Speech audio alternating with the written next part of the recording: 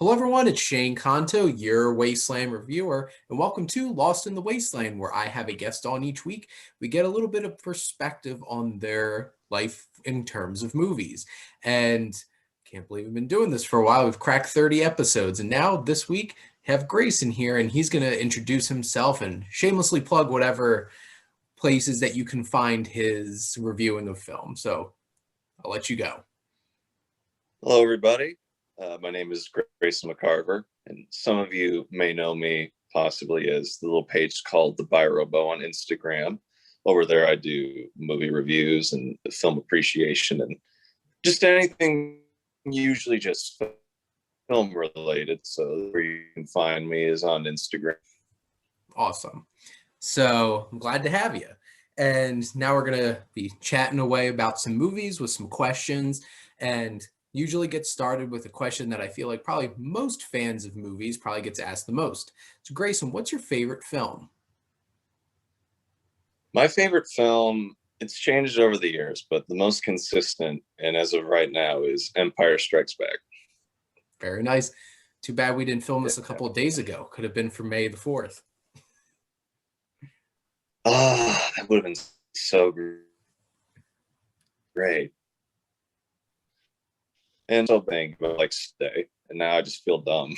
But yeah, that Empire's always just. But yeah, Empire, that movie, that is just the closest you can get to a perfect movie. It's so impressive. Everything works so well in that film. And obviously, so many people Star Wars has such a big impact on. And I think one of the biggest things that most Star Wars fans can agree upon, which is very hard nowadays because most Star Wars fans don't agree on anything. That's an understatement. Is Empire's great. And it's that dark sequel that sets the tone of like, we're going to get a little bit darker, we're going to get a little bit deeper, and, has one of the biggest reveals in the history of film. So that's always exciting. Yeah. And I feel like that movie and Godfather 2 are like the standard for like everything like a sequel should be, like, which is arguably better than the first movie, which was already like a masterpiece by most people's standards. And I appreciate that comparison because definitely Godfather Part 2 and Empire are some of the most highly praised and well appreciated sequels out there. And they both do similar things. They take a great film that a lot of people enjoy and make it a little bit darker and take you to some deeper places. Now, Grayson, what's your earliest memory of going to the movies? Well, growing up was not the most pleasant kid to raise. So going to the movies was rare at first, especially the theaters and in public. But the one that I have the earliest memory of, and really the first movie I ever remember watching, was the 2002 Sam Raimi Spider-Man. I remember usually I was crying or screaming, but whenever I was seeing Spider-Man swing around for the first time, little baby 2-year-old me was just mesmerized. I don't blame little 2-year-old you for being mesmerized by that, because that was really the big wake-up call of that and X-Men. They were just like, this is what comic book movies can be. And so it's impressive going to see that when you're 2 years old. Yeah. I mean, because like you said, before like X-Men, I mean, sure, there was Blade, but that wasn't like a huge hit. But the comic book movies were just kind of dead for a while because the Batman movies were crushed by like Joel Schumacher movies and Superman movies. But then, X-Men and Spider-Man came out, and now they're just everywhere now because Iron Man and afterwards. Yeah.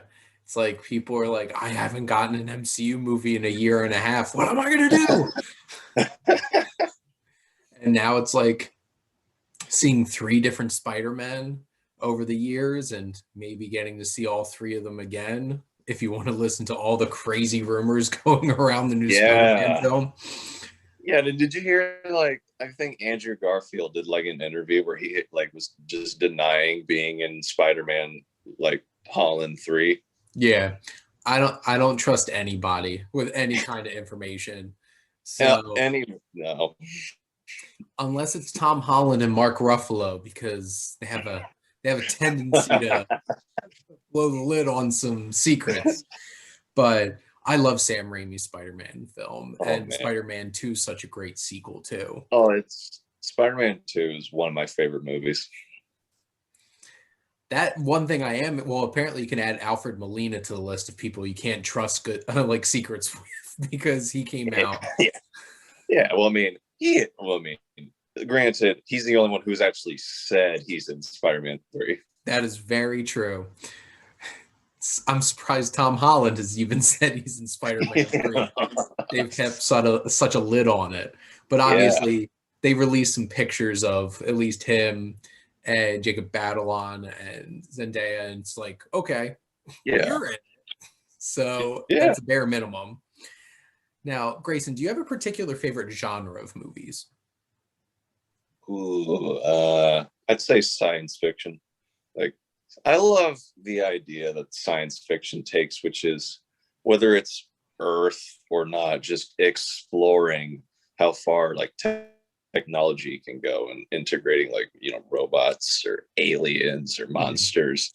Because some of my favorite movies, literally my favorite movie, is a science fiction movie, Yeah. Empire Strikes Back. But I also, as I got older, I got into movies like Blade Runner and Mhm. 2001, and I would see just they're just the president for in general blockbuster filmmaking with A New Hope or just The Terminator and Close Encounters, and I'd see all those great movies that really were kind of the building blocks for like even superhero movies and what they would do. Yeah.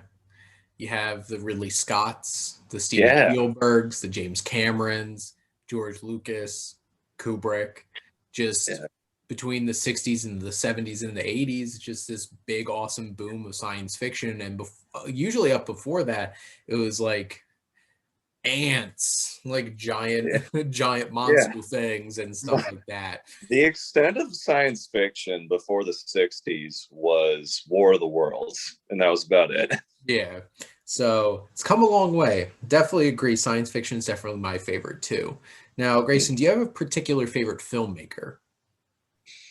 Steven Spielberg, like I'd say he and his films more than any other have made me who I am today and as an aspiring filmmaker and just how to approach not just big budget filmmaking but just filmmaking in general because he can go from like the Raiders and Jaws and ET to something like Lincoln or Catch Me If You Can, and he still brings that same like passion and quality to each movie. Hmm. It's probably a cliche at this point, but just look no further than 1993. You just have Jurassic Park and Schindler's List Yeah. the Yeah, same. that year gave us the two sides of Spielberg that he's capable of. The big popcorn fun sci-fi Spielberg and then the really powerful dramatic helming Steven Spielberg. Exactly, because like Jurassic Park might scare the crap out of you.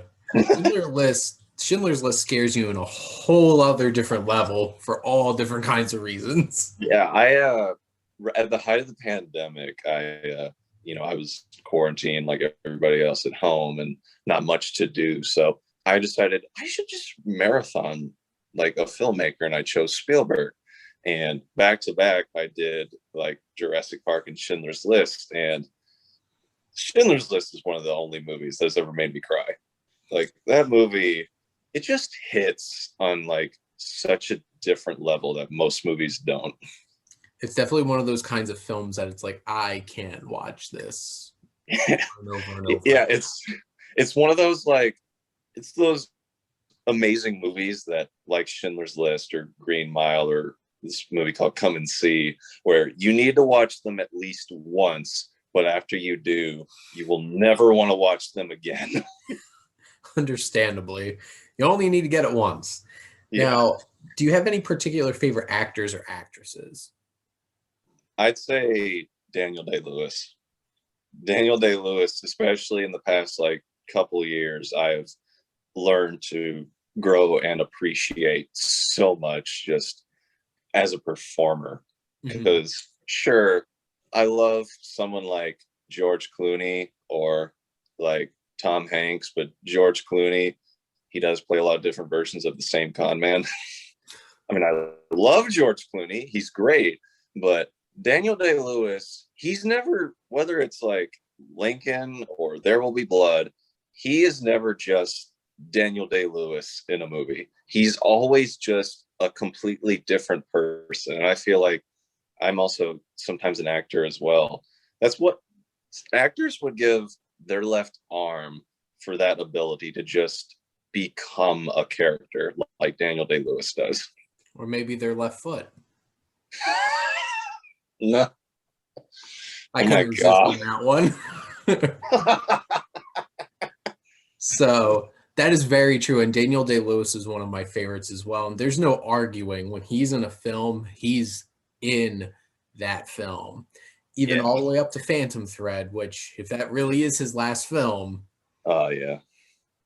he went out with Yeah. a banger because Yeah. there is some deep, intense acting going on in that Yeah. film. And I'd always hear like, the stories of like, the different like levels of commitment he would go to.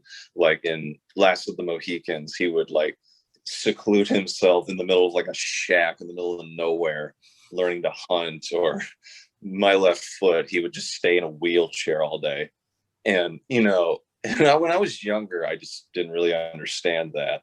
But then as I got more into acting and, I got older and started to really look into actors, I really started to appreciate that he's in a position to where people, like you said, would give their left foot to be in. And it's that level of commitment that I honestly just admire and respect. It's like he literally became the butcher to Yeah. be in Gangs of New York. And Didn't he get hypothermia in that role I'm pretty sure he or almost died something? of pneumonia because he Oh, refused to wear like actual modern day clothes. I was yeah. just like, dude, like there's commitment and then there's something like way extra than that. Yeah. And he's resting somewhere there. Yeah, like when he did Lincoln, I never understood why he had everyone address him as Mr. President. But then I get older and I realize, well, he's playing a character who's arguably the most powerful man on the planet. And it might be jarring to be having to play that level of power. So on that level, I started to understand that. So it's stuff like that that I really started to understand. So like, you got to be in it. And then you're starting to Yeah. realize like really capturing that character. Um, Now, Grayson, do you have any particular films that you feel like you could watch every day?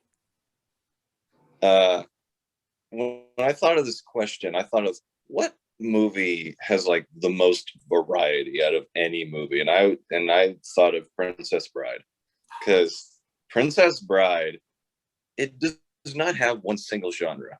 It is a whole bunch of genres. It has swashbuckling action, it has the fairy tale romance, it has the fantasy elements with the rats of unusual size, Mhm. it has, the whole like angst and comedy humor, especially with Andre the Giant, rest in peace. Man, Oh, but in the so many great lines and so many great things just about filmmaking in general and just fun filmmaking that mhm. I still appreciate about that movie, and I could watch it just every day. I definitely agree on that one so much. She's like, Grandpa, is this one of those kissing books? Come on, let me read the story. If you think about it, that book made that kid go through puberty. Because right at the beginning, he's on. I think Honest Trailers pointed that out, where he's like, Dad, Grandpa, is this the kissing book? And then at the end, he's all, I don't mind too much. Oh my. Like he had an awakening, apparently. First celebrity crush, Princess Buttercup. It's Robin Wright. Can you blame him? No, kid. No, Fred Savage. I can't. Now, Grayson, do you have a particular film that you feel like you have an extra special connection to because it relates to another interest of yours? I really had to think about this one, and I Usually that way. settled on Forrest Gump Okay. because growing up, when I was a kid, I was diagnosed with autism, Hmm. and I had to go to a school called Access for, I'll put it lightly, slower children. And for a long time, you're in that whole headspace of, if I make it to, like, middle school, it's a miracle. And, that's what most people thought of, like, Forrest Gump. If Yeah. anything really happened with Forrest, it's honestly a miracle. So seeing, like, someone who is not a total genius accomplishing great things, it connects with me, because on that kind of level, as a high functioning autistic, it connects on so many ways of, you don't have to be a genius to really accomplish great things. I appreciate that, Grayson. And like, it's nice being able to find somebody to have that connection with and realize it's like, they could do this. I could definitely do this. Yeah. And it's interesting because my girlfriend's a BCBA. And so she works with teenagers on the autism spectrum every day. And she definitely has a passion for that. And I appreciate being willing to talk about that and Yeah. share how much that movie connects with you. Yeah. And a couple of years ago, we had this thing called J term at my high school, where we just go out and do different field trips and things.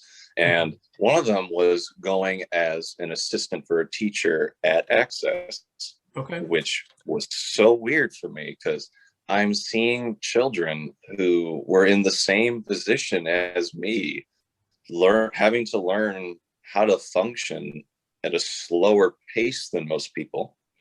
Mhm. And seeing that was really humbling for me. And it's mental health is something that I am passionate about. Awesome. I appreciate you sharing that. Yeah. Now, this kind of leading into this kind of question, but is there a particular character from a movie that you feel like you connect with on a personal level? I was going to say Forrest Gump, but then I also thought about Ed Wood. Okay. Not that, not that I, wear women's clothes or anything like that, but on the level of someone who was so passionate about being a filmmaker and just wanting to make something in that field, really connected with me, and it still does, because let's face it, his movies are terrible. Like, Plan 9 from Outer Space is so funny, but it still has the same level of passion as something like Jaws. Yeah. And I love the film Ed Wood so much because you Yeah. just get that so much that there's just this passion there. And he's so endearing and such Yeah. a wonderful lead character in that film. And honestly, that might be my favorite Tim Burton movie. It's up there for me. It's so passionate because like you Yeah. can tell how passionate Tim Burton was making this film about this person who's so passionate. Yeah. And It's obviously, Tim Burton's had a lot more success than Ed Wood did as a yeah. director. But Like, yeah, I mean, Ed Wood was the original Tommy Wiseau. This such eccentric man who is not very good at what he does, but his drive and passion was so intense that he got his dream and made it a reality. and that's inspirational. Good for Tommy Wiseau for making The Room, and good for Ed Wood with Plan 9 from Outer Space and what the Son of the Atom or something like that, and just all the crazy films that he made. Oh, hi, Ed Wood. Oh my. Now, Grayson, do you have a particular film that you love that you feel like would surprise people? Uh, I, love, I love the movie Charlotte's Web. Okay. Not that people hated it when it came out, but I remember just, I read the book in school, Hmm. and when when you read a book as a kid and you read, hey, they're going to make that into a movie, you're like, oh, cool. And then I go to the theater and I go to watch Charlotte's Web, and, you know, I'm just having such a good time. And then so many of my friends were always like, man, that movie sucked. And I was like, no, it was fun. It was cute. It was the pig. It's like, no, you suck. Leave Charlotte's Web alone. Exactly. Yeah, exactly. It's funny because like I do all these reviews. I work with a lot of other people who do movie reviews and stuff like that with Sif Pop. And every year I have at least one animated movie in my top 10. And I'm just like, you leave them alone. They're just as good as all the other ones. like, like one of my top 5 favorite films of all time, Shrek. I will defend Shrek to the end. Yeah, that's the thing. They're memed to hell now, the Shrek movies, but the first 2 movies are great movies. They are. And it made me so sad when I saw the third one. I'm just like, what did you do to Shrek? The fourth one is another movie that people would probably be surprised I love. I really like the fourth movie. I don't think enough people saw the fourth one for most people. Yeah. I know plenty of people are like, there was a fourth Shrek movie. And so, but like, honestly, it wasn't bad. It was a fine little film. And Yeah. it definitely at least captured some of the magic again, because I don't know what happened with Shrek the Third, but it just kind of felt like deflated. It didn't really feel like it had the No, same it magic. felt like they started to play into Shrek as he became known on the internet. You know, you know what I mean? I think I do know what you mean. It's like Pirates of the Caribbean, where the first movie was Jack Sparrow in his prime, and the sequels became more and more a caricature of Jack Yeah. Sparrow. And honestly, by the fifth one, I thought Johnny Depp was kind of just sleeping through it. I remember when I watched the fifth movie, and I would say, oh, yeah, I watched the fifth movie. It wasn't that good. And then so many people were like, they made a fifth movie? Well, what was crazy was the fourth one came out and made $1 billion worldwide. Yeah. I'm like, I want to audit those numbers, because who actually went out and saw On Stranger Tides in theaters that made them $1 billion? I don't remember who said it. It was this joke about Avatar, about why it made like over $2 billion. It was this joke, I think, where someone said, I think people just forgot, wait, did we see Avatar? So they go to see it again. And then they're like months later, they're like, wait, didn't we go see Avatar? And they go see it again. It's like everyone's talking about this Avatar movie. I have to go see it. And then you're sitting there, it's like, I saw this already. Oh man. Now, my last question for you, Grayson, is what do you love most about movies? Where do I start? I mean, it's the whole quote that a lot of people say about them, how they're a reflection of life in a lot of ways, where I feel like more than most businesses in general, you get to reflect and connect with anybody. Just anybody from any walk of life can watch any type of movie, and it can be their favorite movie or their least favorite movie, and people can just, more than anything else, have so many different reactions to the same medium. And it's a beautiful thing to really see how much in the past, like, what, over a century or so these have been around, just Yeah. what different levels of impact on different people's walks of life just had on all different types of films. And that's why I want to make movies, is I want to share that with people in my own way. Yeah. I one of the first films was just a train going across a track, and people thought it was actually going to run them over. Yeah. And now today, it's like you could go off to distant planets and Yeah. go to other dimensions and travel the world. and all kinds of different things like that. And it is so interesting how different films speak to different people. Yeah. There's so many instances now of generations how movies in color just means nothing to people. Like black and white is so alien to so Yeah. many generations now. And people were like that was all they had back in the 30s till Wizard of Oz just presented color in something live action. I cannot imagine being in that theater, watching that for the first time, and she opens the door into Oz and just being like, Oh, what's going on? yeah, just that this I can't imagine so many like impactful movies like Star Wars or 2001 or like Citizen Kane where they changed like cinema forever. I can't imagine just how people reacted when they first came out. Well, and it's so interesting too, because in so many ways, maybe the generations that saw them, like some of the things are more obvious, like, oh my God, there's color, there's Yeah, sound. But yeah, like for us, at this point, things have advanced so much. Like Avatar was such a big thing, honestly, because who saw a world completely created out of computers like that in that way? And people just had to marvel at it and 3D. in 3D. So now, Grayson, I wrap up my show every week with allowing my guests to ask me a question. So, Mm, what question would you like to ask me?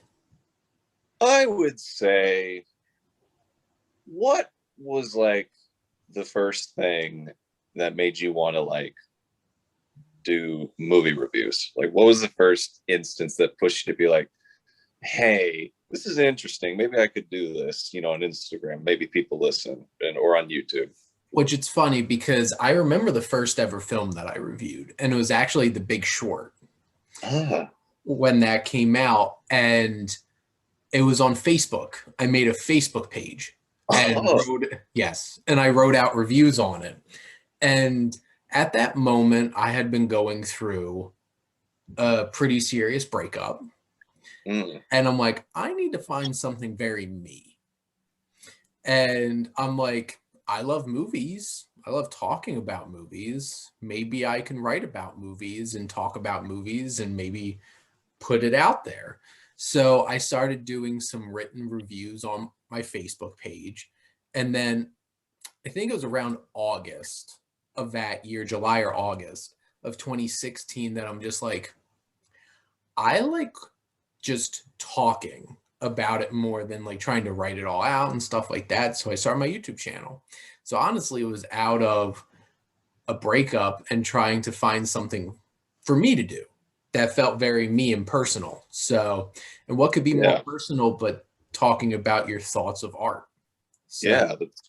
It's not too different from my experience because when I first started, my parents had just split up. I was like on the verge of becoming a teenager, 13, and I was depressed. I was sad. I didn't know what to do.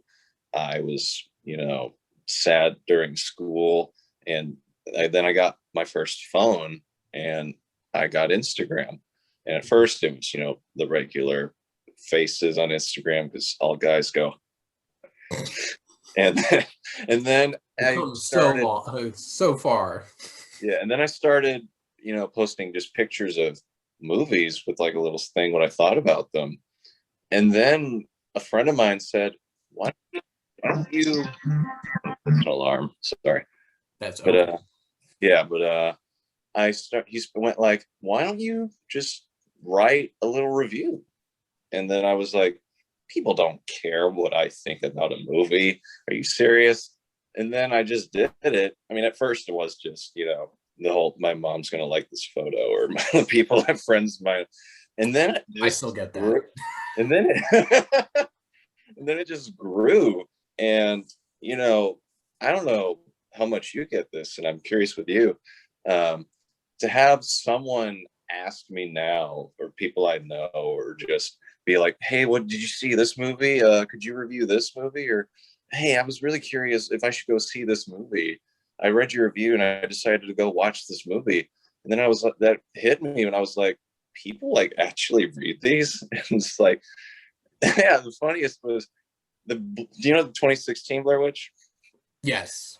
Yeah, I reviewed the first one before it came out, and the person who was in charge of the social media for that Blair Witch actually commented on it, and I was like, people who make movies or are involved with stuff actually like read these.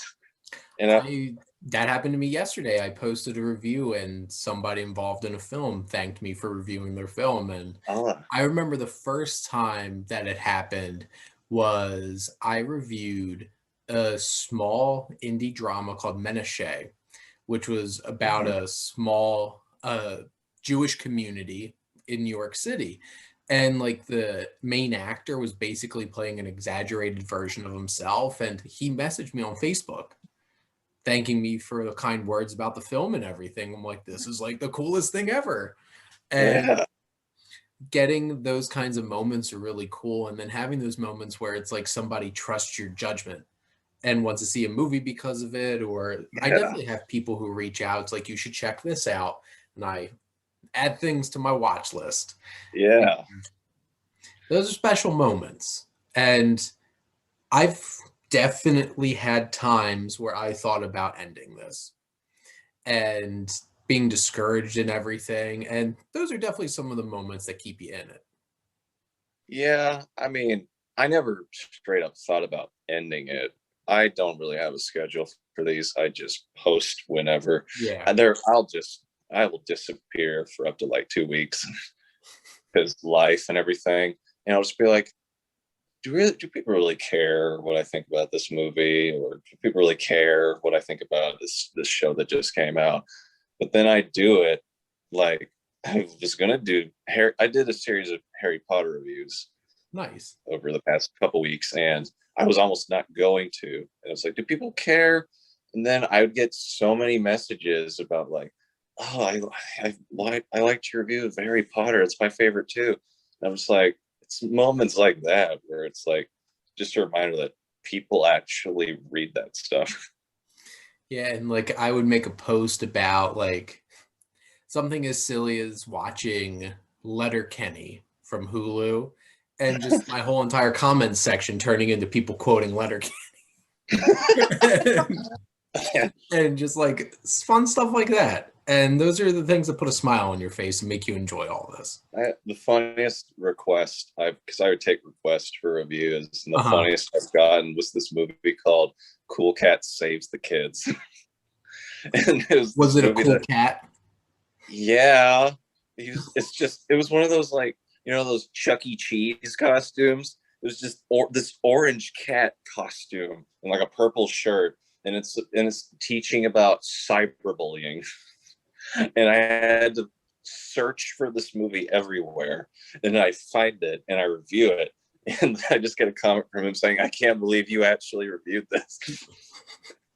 They should put that in front of most movie reviews on on YouTube. Just like, don't cyberbully. So Yeah, we all need a cool cat in our lives. exactly. But Grayson, this was a lot of fun. I appreciated your Oh, questions. So that was a great one. I appreciated the yeah. chatting with you. So what I'm going to do is I'm going to let you shamelessly plug your Instagram page one last time before we wrap up. First of all, thank you so much for this. This was so cool. I've never done something like this before. This is a cool opportunity. But yeah, if you want to follow me, I'm on Instagram. It's the Birobo.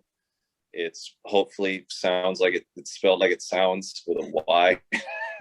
But yeah, if you want to follow my movie reviews, I don't have a schedule for it, but I try to be as frequent as I can. So if you want my thoughts on any movies that come out, just check me out on Instagram.